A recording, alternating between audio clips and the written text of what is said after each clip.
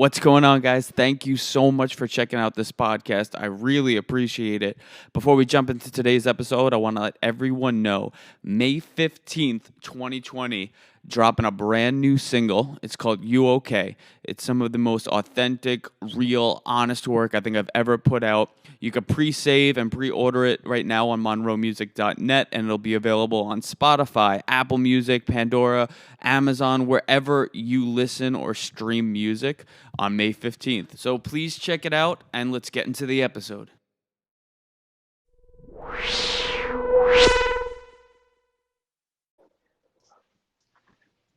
Joe. Yo, what's up, Matt? Yo, Got dude. All right. It finally worked. We have been trying to do this for so long. Okay. So, we'll start it off, baby. What's good? Nothing. This is like Everything. the first episode of like the new podcast. So it was called Off the Cuff for a little while. And then there was just so many people that had an podcast called Off the Cuff, so I'm like, screw it. I'm just gonna call it the Matt Berman podcast because I don't know. There's I guess maybe less Matt Bermans out there. I don't know. Anyway, Joe Badaczewski, the baddest, coolest, nicest guy that I know, and the baddest trumpet player around. Tell people a little bit about yourself, please. And also, we're just doing this remotely as all hell. So this could go well or could go terrible because we're in quarantine. So I can't see you. So, dude, yeah, share a little bit about yourself if you don't mind. Hey, man, it's all good. Of course. Yeah, man. Well, first of all, I mean, thanks for asking me to talk with you, man. It's been too long. I'm glad you're doing this kind of thing. I really like the tagline of your podcast. Like, it was something along the lines of like, we all want to be successful and like be in the spotlight and have our moment of fame, but life will F you up, so to speak. We had to censor it. For the children in the room. Who knows? It's for all ages. So yeah, I can totally identify with that. We'll say what? yeah. You bleed me out. But yeah, like I think that's like a really great way to put being in the music industry in general. Like I think from my perspective, from where I'm coming from, and I'll try not to use like you too much. I usually use that as a generality though, because I feel like musicians, artists, but creative types, but especially musicians, we're all of the same kind of like blood type, so to speak. We all have the same DNA, and we're hard on ourselves because we want to aspire to great things. We can be hard on other people because we're, perfectionists, and we tend to be stubborn, want our own way. But we're also extremely sensitive and empathetic towards other people, and creating art, creating music without anybody hearing it. It's like a tree falling in the woods when there's nobody around. Does anybody notice? Does anybody hear it? Does the sound still happen? So having an audience is incredibly important. And so we find ourselves as musicians at the juncture of like all kinds of thoughts and feelings and demands on ourselves and concerns about the climate of the industry and our own creativity. And this presents us with a lot of challenges when it comes to not only just living in your own skin, but making a living at it, like putting money in the bank and having a place to live and so we are very similar, in many ways. Like with you coming up, and we're both, I would say, pretty successful guys. Like, to expand a little bit upon what you've done, and coming up, and the things that you've been a part of, which is crazy. One point of this whole thing is like, for me, and I kind of mentioned this in like the little intro episode, I've done so many things. Luckily, not bragging, but I've done a lot of really cool stuff, and yet I'm not freaking Lady Gaga or like Taylor Swift yet. So like, tell talk a little bit about what you've done coming up, and your experience, what you learned from it, and kind of how it shaped you as a musician and like professionally.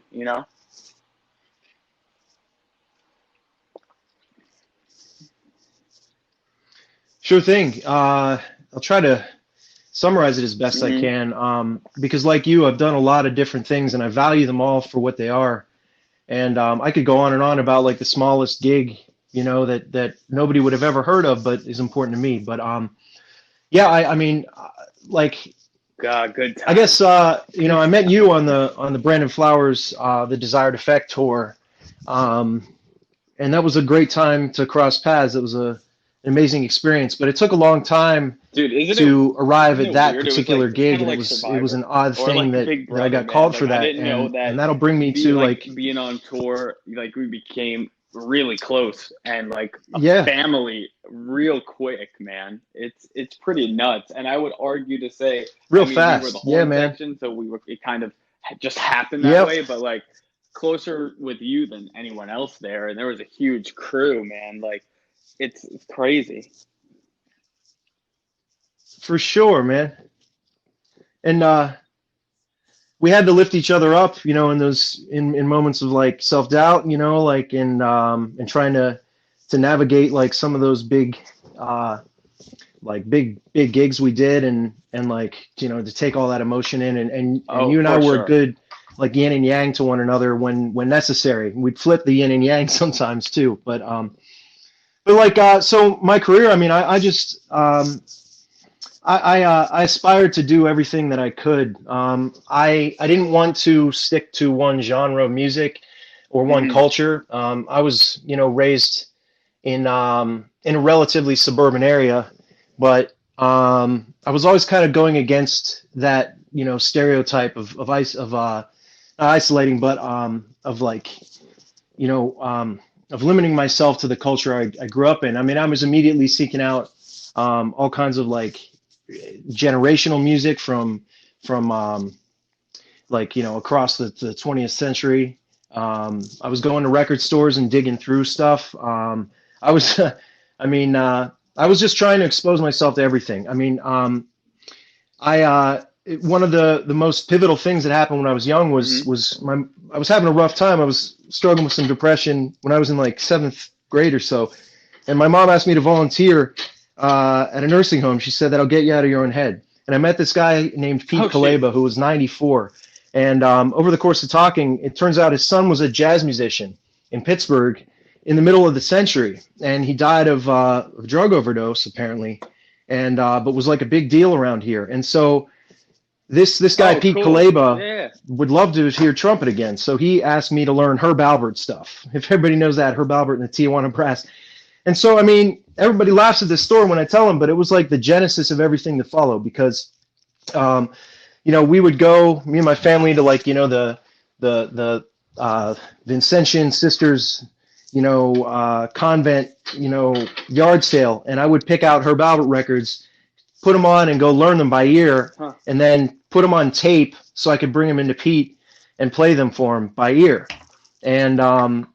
And that got me like in ear training when I was like, 12, 13 years old. And it got me interested in digging through vinyls. And like, that's a valuable way to learn, because one thing will lead you to the next.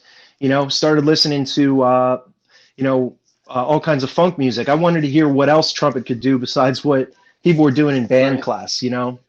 That would get boring, but like hearing what the real cats were doing, like I wanted to absorb that. So like record after record after record, going through like all the legendary funk bands, like Sly and the Family Stone and like Kool and the Gang and the Commodores, and I mean leading to Blood, Sweat and Tears and Earth, Wind and Fire, and of course Stevie Wonder, and then that leads you, maybe backwards or forwards, backwards to like Sam and Dave and Otis Redding and the Stax Records stuff. And so like being immersed in that, me and my friends started a funk band and started like playing in downtown Pittsburgh when we were still teenagers, 15 years old and stuff. And so like, I think the experience of like seeking out the greats and like absorbing their sound and playing along with records that was always my MO. And that always led to like one more thing, one of the things that I would emphasize is to, again, not limit yourself to genre, because when you listen to any pop music exists, and reflects, but exists because of like the attitude of crossing genres. When you listen to Earth, Wind and Fire, how much Afro-Cuban stuff is in there. And so that kind of thing would make me seek out like more pure Latin American and Afro-Cuban kinds of stuff that was like not like strictly pop, but like more ethnic in nature. In all of this kind of propelled you forward and kind of shaped you as an artist. So like for me, I always think like, all right, so I went to the new school. I went to LaGuardia in Manhattan, and like I started playing jazz and I started playing like bebop. And I always come back to like, well, if you can play bebop, you can play anything, So is that kind of your view, like on this stuff too? Like that ear training is, from that's the thing, that ear training came in handy because remember we were driving from we were driving to Texas. I think we were playing a gig in Texas, and then the next gig after that was like the Royal Variety performance where we at the Texas sound check, I think we had to record horn parts for the TV telecast, right? We had to write the horn parts. We're in the back of a tour bus just like listening to the track, we had to write them, picking harmony notes.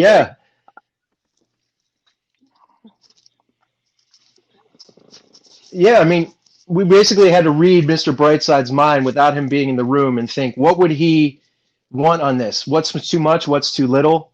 And you and I had to like navigate like our own opinions on that and come to a consensus and like get something done fast. And I always tell people the same thing you just said. It's that like if you learn jazz, you can the complexity of jazz will give you the tools you need to write like horn parts for R&B and for rock and for other stuff. But I mean, I guess I should mention, before I get into like some of the more philosophical, like just a few things I've done. I mean, anything from that Brandon Flowers tour was definitely a highlight. But I for your listeners, I long ago I did cruise ships out of college. Which was pretty cool. Like, dealing this is my first like professional gig, dealing with, how to be professional, but also how to have a vibe and have fun. Like how to, I got my ass kicked by my MD, who was a badass tenor player, and like being accurate with sight reading, like in the moment you get it, and not like missing a thing, because like the need for perfection in that environment.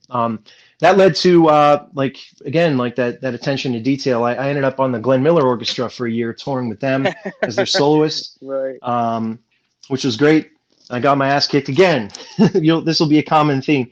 I ended up in grad school with Sean Jones and ended up in Pittsburgh, my hometown. And Sean had been a friend from years and years before, and he'd gotten that job a couple years before. So I studied with him, got into the Disney All-American College Band, and was playing as their soloist in California for that summer. And when I came back, working with Roger Humphreys, the legendary drummer that recorded with Horace Silver a ton, Woody Shaw, and he's still around. He's still killing it.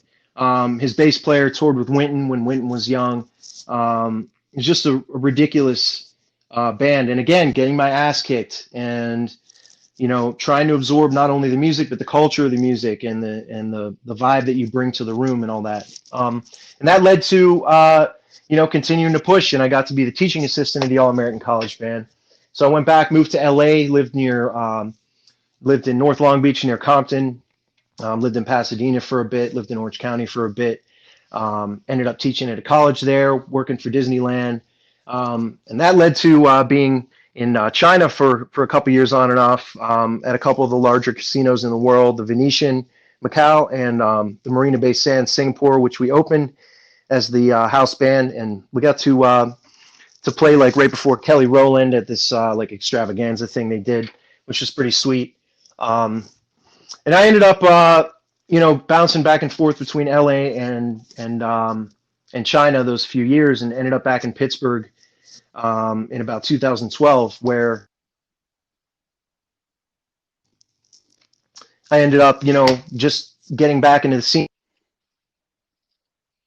Ended up subbing at Duquesne University, where I had studied with Sean, and eventually Sean left, and I got hired there, Dude, Virginia you've been University, around.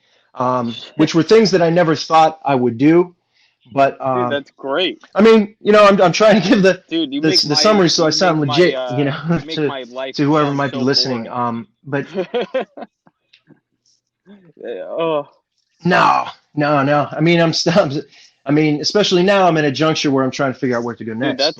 that's sick. But I guess what I'm trying to describe is like, you're always pushing, surrounding yourself with other kinds of people. When I was in LA, I used to play a ton of cumbia and salsa and merengue and stuff like that, with a bunch of people from those countries. And I didn't understand the language, but I could play and use my ears and try to adapt. And so I did that when I came back to Pittsburgh with the teaching thing. I found myself in that role, and I at first was nervous, like, what do I have to offer? But, as any teacher will tell you, you're learning as much as the student is when you teach, because you are, you're exchanging information, and every question they ask makes you question your own knowledge and have the desire to further that knowledge so that you give the right answers. And then that leads you to more questions of your own.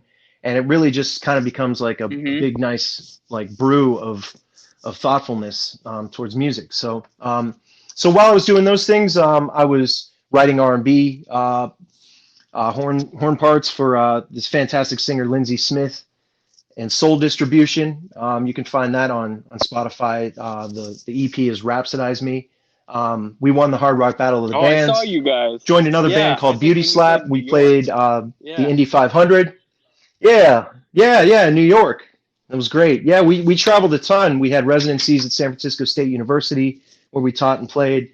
I was also playing with their brass quintet at the time, classically. So it's important to note that despite, all of us, obviously, jazz for a lot of your listeners and for us is like our first love, but maintaining that like technical facility and awareness of how to play any kind of style like that really comes to a point in classical music, because that's a completely different kind of mindset, and it's a good challenge for all of us to try to get back into that sometimes. But the Indy 500 was killing.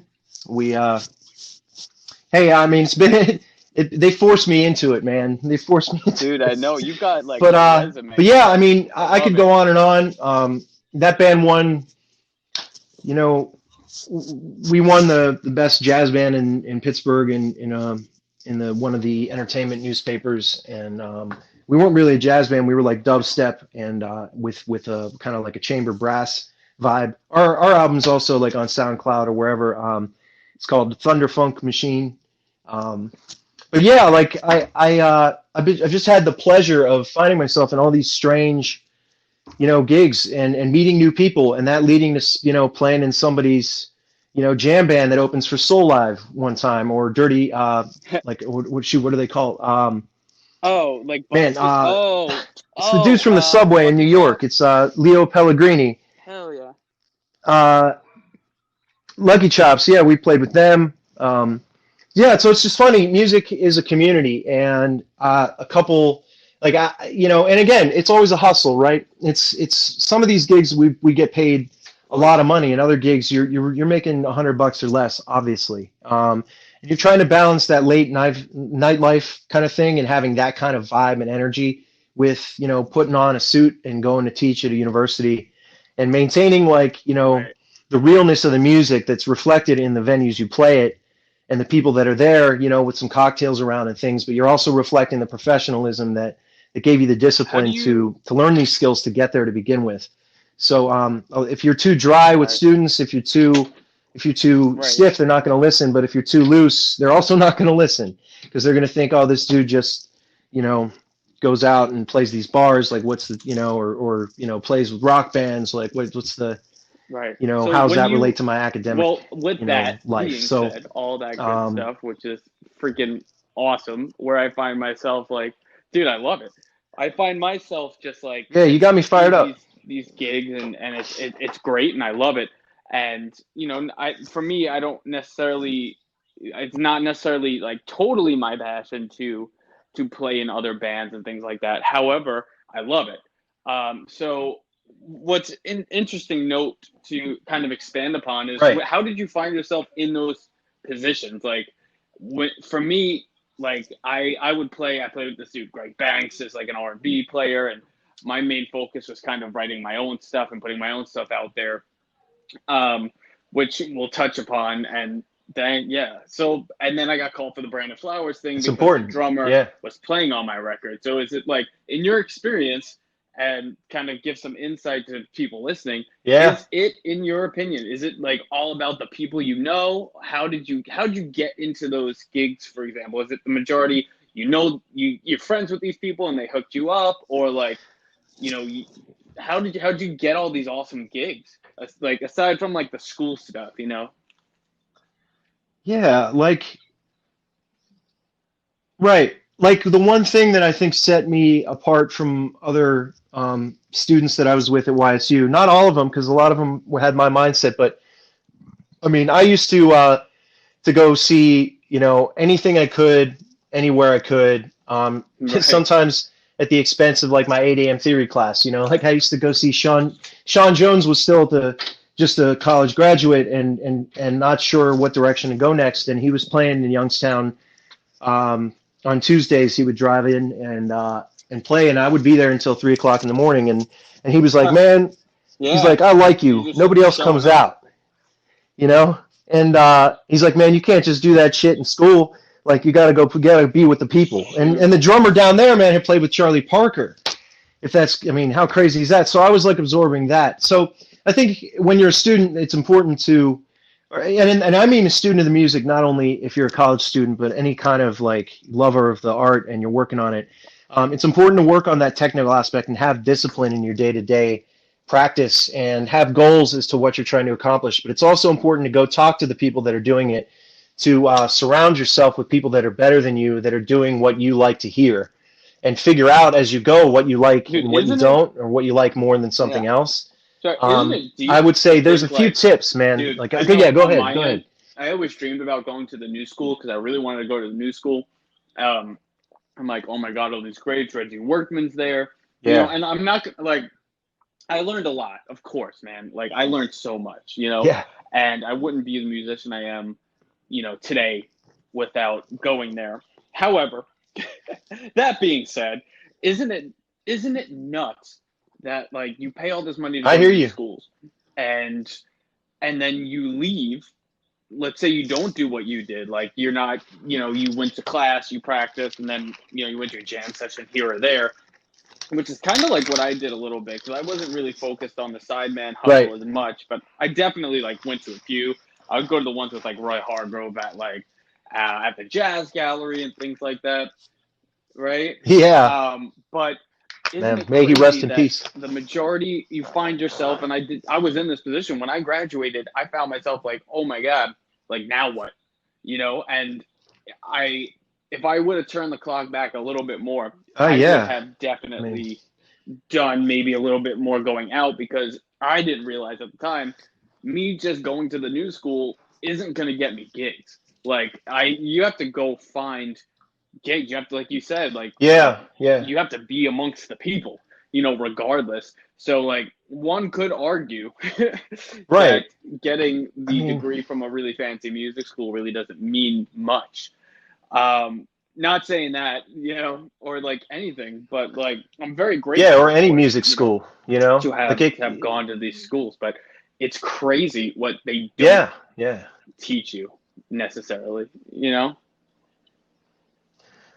Right. And it's like, some professors, they get comfortable with that salaried environment and perhaps, and a lot of professors do, stay as involved as they can in the scene, and that's their main thing. But some don't do it as much, and they become more focused on, the academic aspect and not what follows, because that's their job and they're comfortable in that job. Whereas other students are going to need to figure out, how did they get this job and how do they get gigs?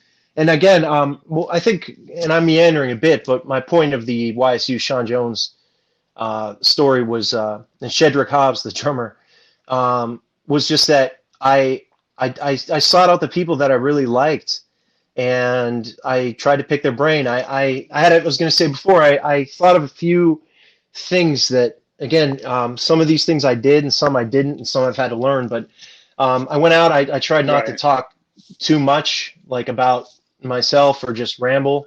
But I tried to be myself and just be relaxed and feel welcome, be friendly. I tried to listen and ask people a lot of questions about themselves and what their opinions were on things. You got to talk to the girl a little bit more. Yeah, it kind of is. Like, yeah, I mean, yeah, you got to listen. Right. Yeah, you can't be telling her all the cool things about yourself, and like, or else she's gonna be like rolling her eyes.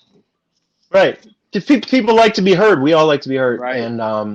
And you're not going to learn as much if you're talking too much. And sometimes I talk too much, and sometimes I was better at listening. Like, but it's something I have to remind myself. Everyone's got to think about that. And so yeah, I mean, totally. We all do it. Exactly. Yeah, exactly. I mean, we play music. Like, we want people to listen to us. So coming from all that, and all these awesome things that you've done, where do you think right now, where the heck is music heading? Because obviously we can't, just like those jazz greats, and I think Beck did it recently, or somebody, like sitting around recording an album and like recording an album in your freaking living room, those jazz dudes used to just sit around and a few mics, and it was all recorded live, and it was amazing. And so that being said, a lot of those songs it's crazy. Are 20 minutes long. Let's say, you know what I mean, with the solos, and like especially a lot of those Art Blakey records, like Jazz Messenger stuff. Right, exactly. Yeah. There's no and nobody misses anything. No freaking all right, let's overdub this. Perfect. So like, where do you think that music industry is headed, and do you think that it's more consumer centric and we're catering towards who's listening? Because in my opinion, attention spans are just on the decline, and I think not necessarily. That's true. It's not necessarily a good thing. Maybe you kind of got to get your point out there a little faster, but right now I don't foresee people listening to, or the commercial public listening to, songs that are more than like 3 minutes long. So where do you see it heading? How, like, what do you think? How are people going to be successful these days? I know it's kind of deep. There's a lot to unpack in that. As far as the music itself goes, I think the artists I admire most, they were doing, and what we all have to do. I was telling a friend of mine the other day we were just discussing jazz and stuff, and it's like he was feeling a little bit like he wasn't getting at the sound he wanted, and I asked him, what sound do you want? Like, and he was like, I don't know. And I was like, what do you like? So I think that as musicians, if we play something that we're not feeling, the audience is going to notice that too.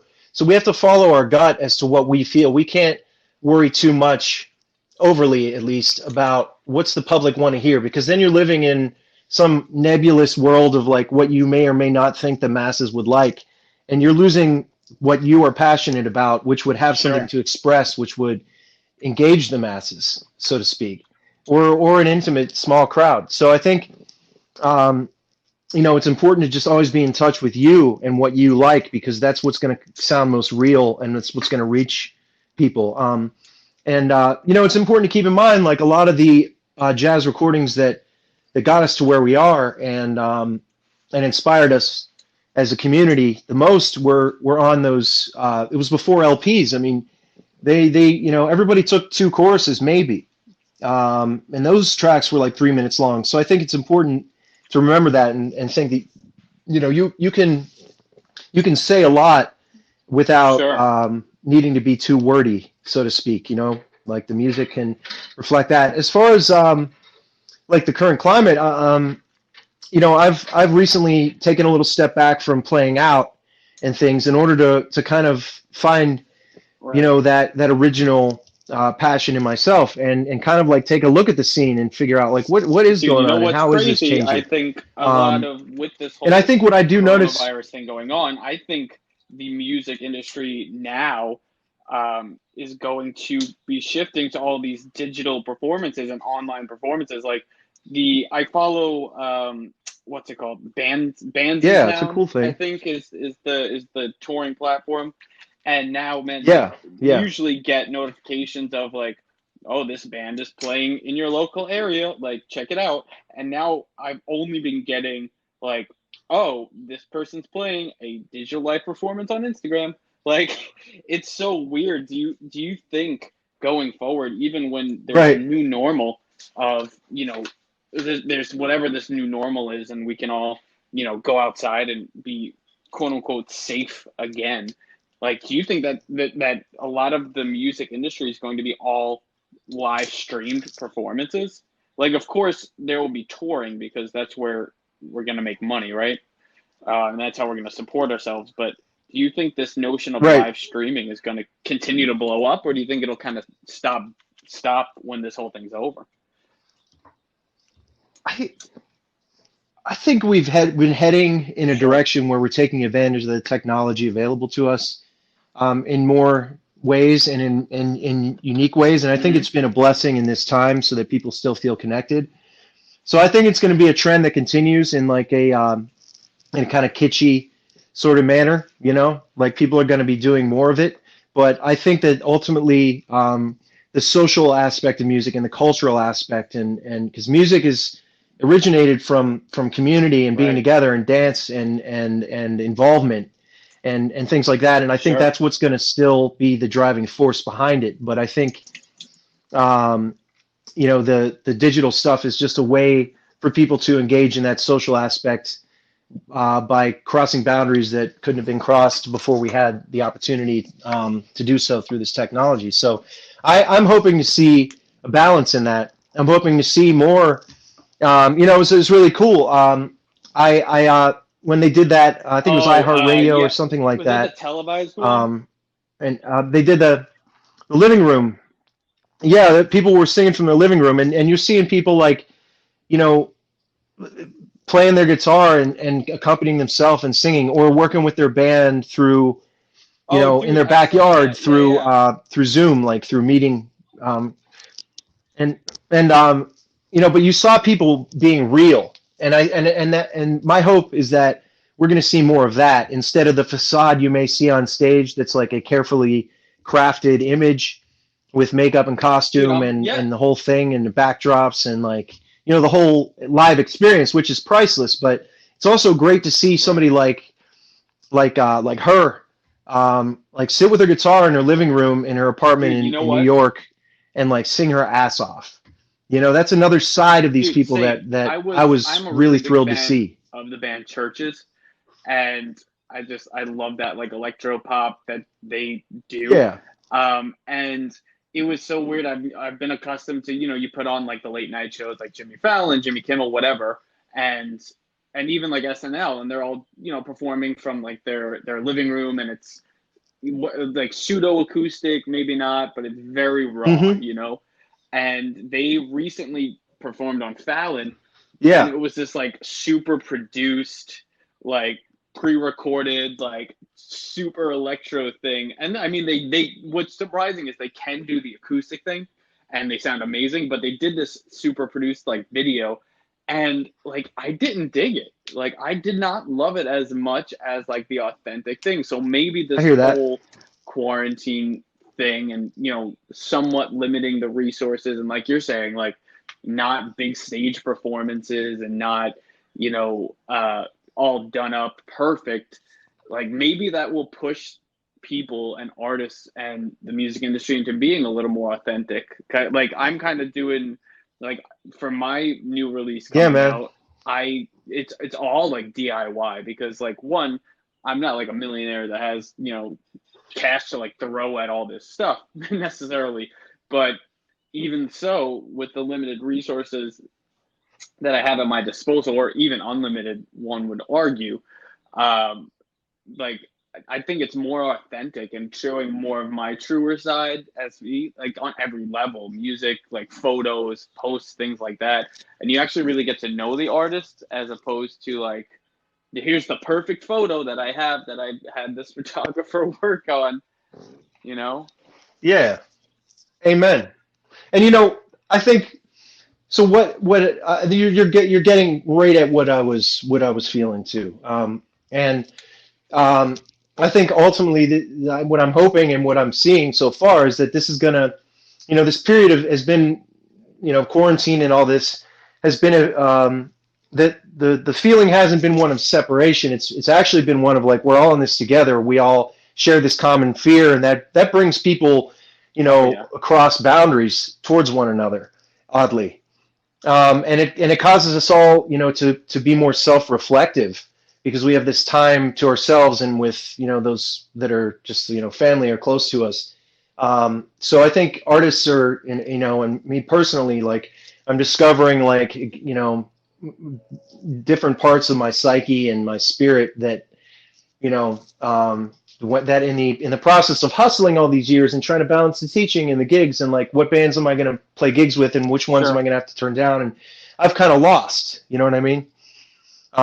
So I'm like establishing my own priorities, and I think we're going to see artists do that, and we're going to get like a lot of soulful music coming out of this that people are going to be able to relate to because we all went through this together. And I think that, you know, that you know, vulnerability of artists is going to make people that are, you know, consumers of their art and fans feel closer to them, which is going to be really good for those of us that are making our own music and stuff, because we're going to be reflecting what I talked about before, like our own intentions better, and people are going to feel like they have a connection to that. Thank you for being a part of this. I feel like we could, dude, you're the man. I feel like we could man, Matt, you're the man. We could like talk all day and have like a 12-hour podcast, because there's like all these concepts get so deep, and we should do this again. Yeah, we will. We could like pick up from we'll here do it and continue this conversation, because it's like you were saying, there's so much to actually talk about. You know? Absolutely. Yeah, we could talk for forever, and I hope I was concise in some of the things I was getting at, because I do get real excited about this and tend to bounce around. But I mean, you know, that's there's so many things to think about, like you said, and man, I mean, and we're reflecting like what we talked about most of this conversation, which is like connection and community, man. And I'm really honored that you asked me to talk to you. You know, like you said before, I'm not the most famous person in the world either, but I have, you know, played for the Queen of England, so that's something, right? Dude, thank you again so much. Joe Badaczewski. What's your Instagram? At Joe Yeah, thank you, man. Thank you. Hell yeah, follow away. Dude, that's right. Thank you again, man. I will talk to you soon.